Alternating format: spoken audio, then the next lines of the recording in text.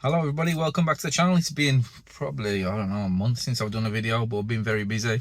This is a bit of a fleet update, and to show you what we've replaced something with, we'll give you a quick view of the headrests and see if you can sort of guess what it is before I show you what it is.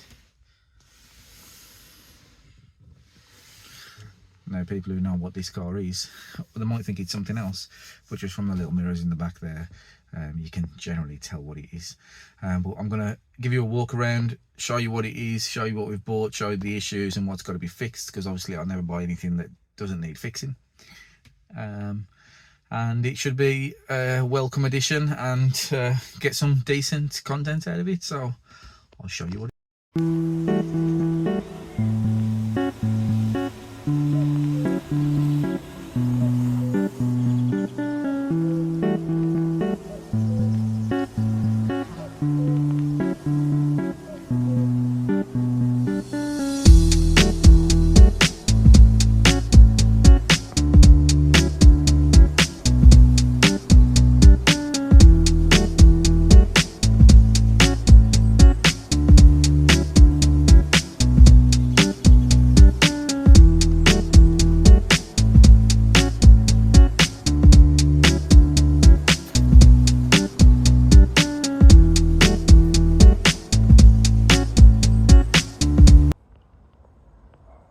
Right, so I don't know whether you realise, but it's a Bentley Mulsanne 6.75 litre, 1989. Beautiful car, but it's one of them cars, as you know, that looks good from 20 feet away, but does have its problems. It's been repainted. It was like a champagne colour in the past, looking at the logbook, and it's been repainted in this nice sort of black with, it's got glitter in there. It's got different colour glitter. Let's just, I'll put the light on. You can see it in the paint there. It's really nice paint, and it is a nice paint job, but I think it was done some time ago and it's going to need some fixing. You can see on the boot there's a patch there that's got a problem, and the roof is very bad. Just down the centre of the roof, it's all cracked up, but the rest of the car's not too bad. It's got 2 months MOT, so I bought one with a couple of months MOT on it, so we can drive it around, and I'll show you the inside, and I will show you all the little problems that we've got to deal with that we're going to do videos on. Yeah, so here we go. So problem one, there's a little bit of corrosion around and about. You can see there's a little bubble, nothing major. We've got some chips on the door there. Obviously there's the paint stuff I showed you earlier. We've got 2 sets of keys with it there. It's got good tyres on there, very good tyres. The biggest area of rust is here. There. This side's not too bad, to be fair. We've got some cracks in the bumper. These are really bad and scuffed, and I quickly painted them. It's rained on it, but just to make it look nice while I was going about in this begin with, I put a bit of paint on these bumpers to get rid of all the white scuffs. I went to the paint shop and had this paint made up, and it's an exact match. That one was the same look. These was all white, and I'll just get it a quick rub down and a quick paint, but I am going to do that properly. This is the worst bit of rust right there, so we've got that down there, which is going to have to be cut out and fixed. These arches are good. I haven't looked underneath it, but I will do a video looking underneath the car so we can see what we've got. But yeah, I mean, the paint's really good. There's a lot of marks and scratches around and about that's going to need to be done, and a complete paint on the roof. I'm not sure if this side's a little bit lower than the other side, but it doesn't sag like while it's just sitting here. See, we've got little chips around and about, but look at that paint. It's absolutely lovely. It's got a bit of a rough idle after it's been drove around for a while, so once it's warmed up we get a rough idle, and the tick over is just a bit, so that needs fixing. Unlike most of them, we've still got the washer jets on there. Twin headlights look good, and the grille looks brilliant, and you've got the flying B as well, which is also lovely. So we got central locking that all works on every door. The doors are super heavy. They've got like a little thing that they fit into there, a little roller, look. So heavy made them. So the door can stop in that position or all the way open, and the wind's not going to bring that in. The wood looks beautiful, but let's get in. Bentley plaque. So inside we've got the lovely dash. It looks like, I don't know, something happened in that section there, but it's not bubbling or coming off. It just looks like maybe a bit of damp's got in there or something. We've got the full wood centre console as well, with the electric seats and electric lumbar support on the sides of the seats as well.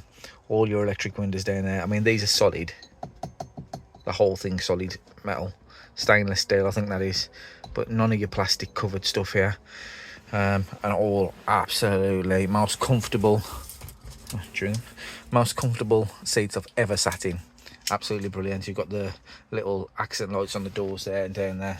That's a receipt from Aldi. That's not where Bentley people shop, but that's where that receipt's from. And then you've got these up there. The headliner is absolutely beautiful as well, full leather headliner, and the rear seats absolutely mint as well. You've got the little mirrors in the back there. On the rear mirror we've got a bit of wood. Let's see if we can zoom in on it. There at the bottom of the mirror there, just come off. So that's going to have to be dealt with at some point. Let's thing back out. Nice glove box, all stuff in there. I love these like organ style buttons here to turn the vents on and off as well. Them are brilliant. All the dials work, everything works, clock, the lot. Pioneer stereo works, got a little fake wood dash on that, wood fascia on that, just to sort of fit in with the car. That's good. No, air conditioning doesn't work, but all the blowers work. It's not that cold, so we're going to look at that. This mirror doesn't work. This mirror works up and down. They made your mirror controls for there and out there. The wood on the doors is nice. You can see there, that's beautiful. That one's got a chip in it there, which you're going to have to try and sort out. What else? Oh, something I did sort out that I will put the video on for to show you properly how I sorted it out. Was when we put the keys in the car, none of the dash lit up at all, nothing lit up. And what that turned out to be was this little switch here, the little dimmer switch. You can twist it, and it had sort of come loose. So whoever had been twisting it had twisted it and twisted the wires off the back of it. Now everything was telling me it's an absolute nightmare to get to. You know, you got to take the centre console out, but I was able to get to it through the ashtray. So I have already done a video on that, because I have already had the car for a few weeks. So I've done a video on that. That's on there. That'll be on there soon. So I'll look out for that one. Alternators good. Clock works. Outside temperature works.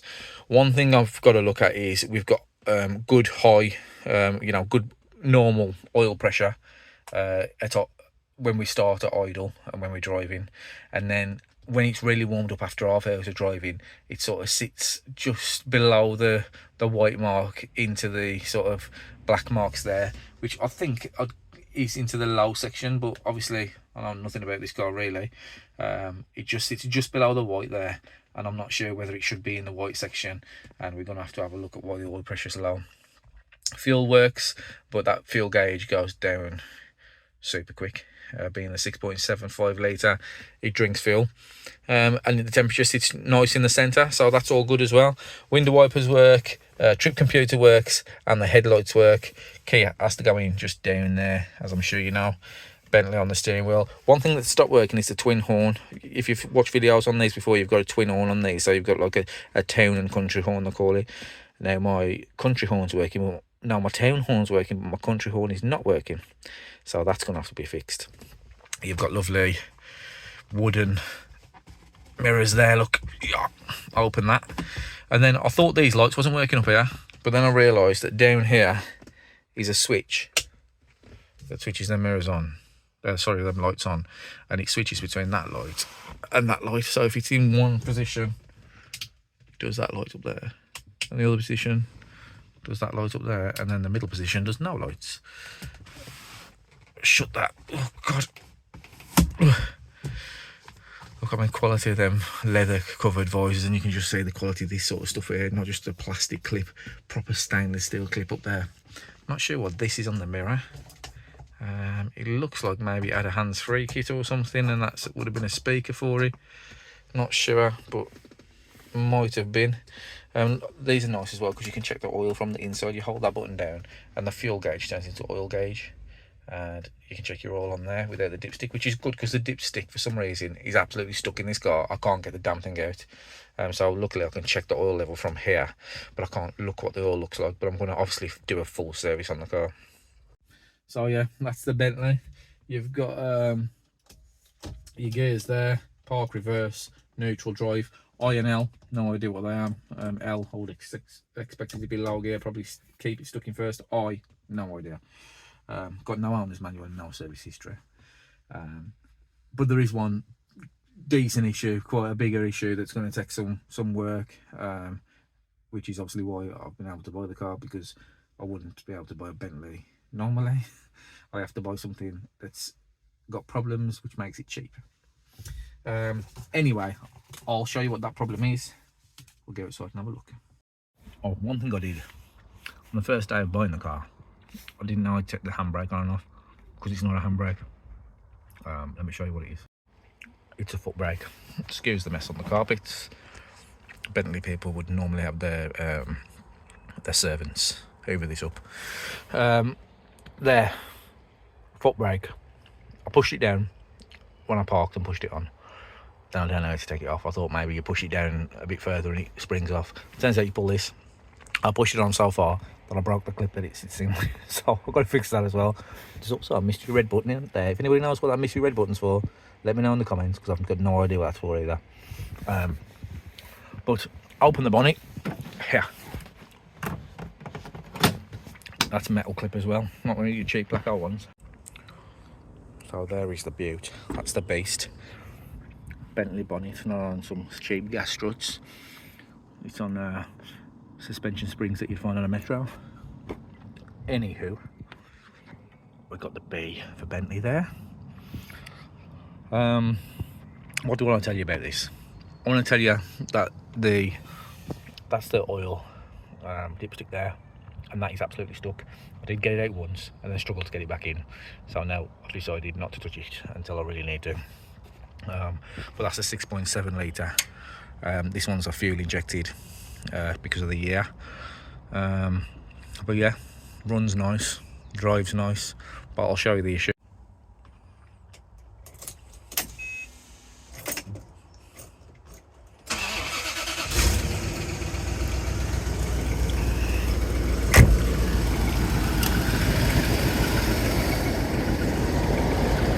You might be able to hear the issue straight away.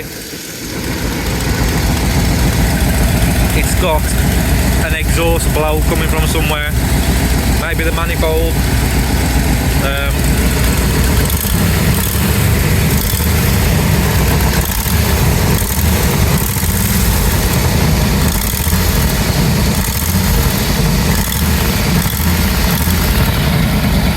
But I can smell exhaust gases, and obviously you can hear that. So don't know where it's coming from, but wherever it's coming from, it's damn noisy, and I'm sure it will fail the MOT. So that's why it was cheap, I think. But I wasn't told about the exhaust blow on the manifold, so I didn't know about that. I think it's either maybe a gasket or a crack or something, because when it warms up it gets quieter and it's a lot more difficult to sort of definitely hear it. When I bought the car was warm. Obviously you don't normally want to buy a car that's been driven around, but the chap actually pulled up in the car and been driving around in it. I don't normally buy a car that I can't start from cold and hear, but on this occasion I did, and what that meant is that we got an exhaust manifold blow that I didn't know about, because it was quieter, because it had been drove around and warmed up. But I can sort of feel a bit of puffing in this area, so I think it's there somewhere. It looks a bit wet here as well.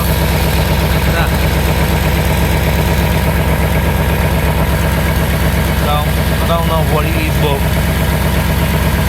whatever it is, I've got to find it, because you can't be driving a Bentley around that sounds like that.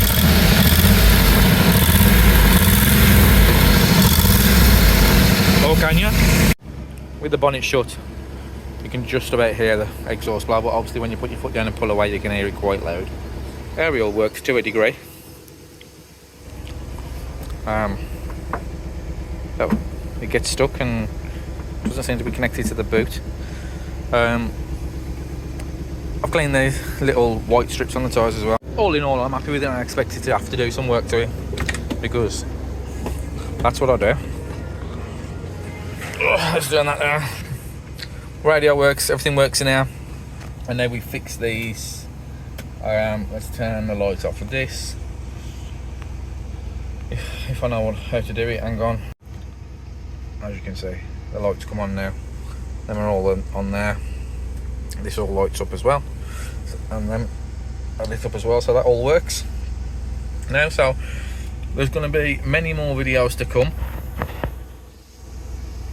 Show you what I mean now. So it sits there in that section there when it first comes on, and while you're driving for the first, I don't know, half hour or so, and then it starts to drop and it's just there. So if anybody knows anything about that, what that could be, please put it in the comments, help me out. I'm going to need all the help I can get with this one. I've already topped up the oil, the mineral oil in the brake and suspension system. I looked and it looked low, so I had to buy this little pipe to do it, and this little tiny pipe has cost me about 55 quid for a pipe. If I bought the oil with the pipe, you can get the mineral oil from your local spares place for £7.99. If you want to buy it online with the pipe, it's like 150 quid because it's got Rolls-Royce wrote on it. So I bought the pipe and I've done that, and that's made the brakes feel better as well. Oh, mileage wise, it's only done 92,000 miles, so it's pretty good on the mileage as well, so I'm really happy with that. But keep watching, look out for some new videos on this. There's still some Land Rover stuff to come. We've done some new videos, but haven't put it out yet on the Discovery that we got, that we keep trying to get back on the road and weld up. So there's videos on that, there's videos on this, and there's going to be videos on other things as well. I've just done a load of work on the Jag XF. Had to change the manifolds, did that video on welding them, which worked for a while, but that started again, so we've had to do that. Had to do a suspension arm and all the sorts of stuff on it as well, so there should be some videos to come on that as well. But like and subscribe, and you get to see some good videos on this Bentley. We'll go for a drive in it, and we'll show you what it's like. See you in the next one.